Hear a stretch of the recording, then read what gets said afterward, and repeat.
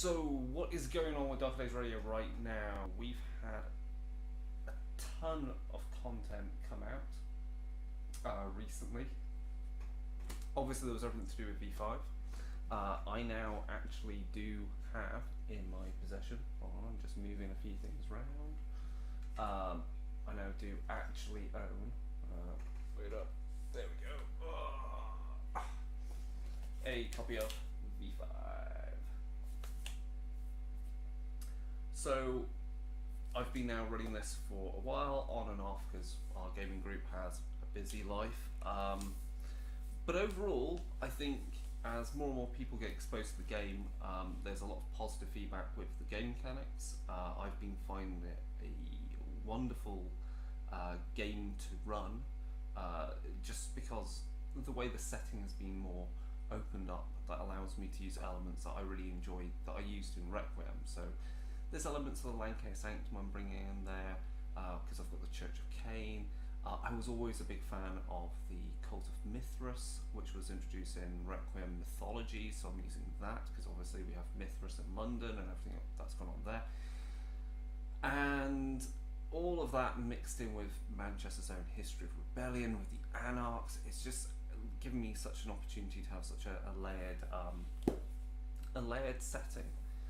So we need to play some more of that, but obviously coming up for V5, Dark Days Radio, as I will be in Manchester, so I'll be there in Manchester on the 27th, running a demo with a collection of other specially selected storytellers to run demos of Vampire the Masquerade 5th edition. We are running a story which continues on from the Ascension night episode that we ran, and that, well, Ascension Night was more about ecclesiastical kind of horror. Make Blood Boil will be an opportunity to get into kind of the more body horror elements, which I'm also very keen to dig into. As a scientist, I'm always looking for opportunities to find the horror within science now, whether that's like the God Machine in Chronicles of Darkness, or, you know, we do a lot of research these days on blood diseases and so forth. What does that mean for vampires? Is there something which could cure vampirism, or is there something that specifically harms vampires? So that's what we'll be looking at. That's kind of the themes we've got. Obviously that mixed in with things like blood resonance, that mixed in with the Masquerade, Second Inquisition, all those elements come into that. And once we've run this scenario and I've got some feedback from that, we will be putting out a free PDF again. And that PDF will again have starting characters for you to use and more information on Manchester by night. So more of the history rather than the who's who currently within the politics. So yes, V5, that's one roleplay game that we've been running. Let me put that down to one side. A bit of audio static in the background, but the audio quality is overall good. Yeah, I don't know what's going on with that. That might be, I don't know whether I damaged my my microphone in moving. We'll see about that. We'll see.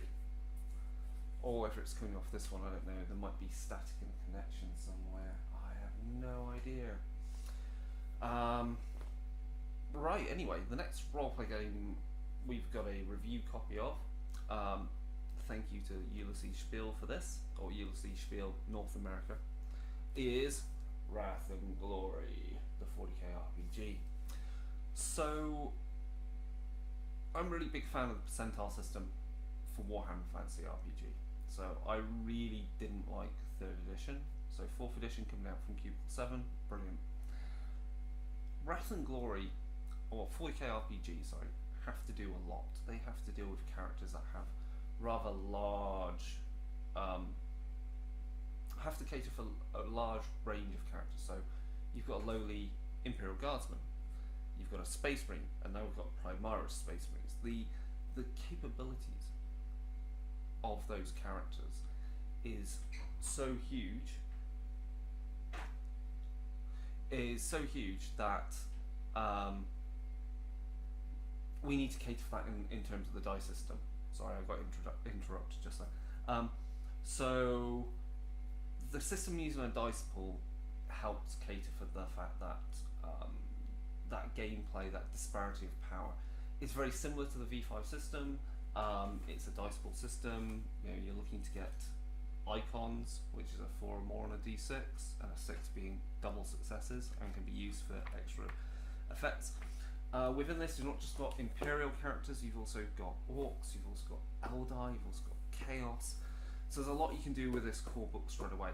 So what we'll be running on Dark Age Radio as a kind of demo for people interested in the game is a game set in Necromunda. So all the players are going to be gangers from various houses, and they'll be playing what's known as a Venator gang. A Venator gang is a gang which is made up of various different members from different houses.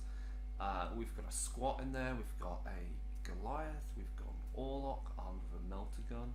It's going to be dark, gritty, hilarious. Yeah, we'll see what happens with that. And I'm keen to run more of this. I think my game group is keen on exploring more of this.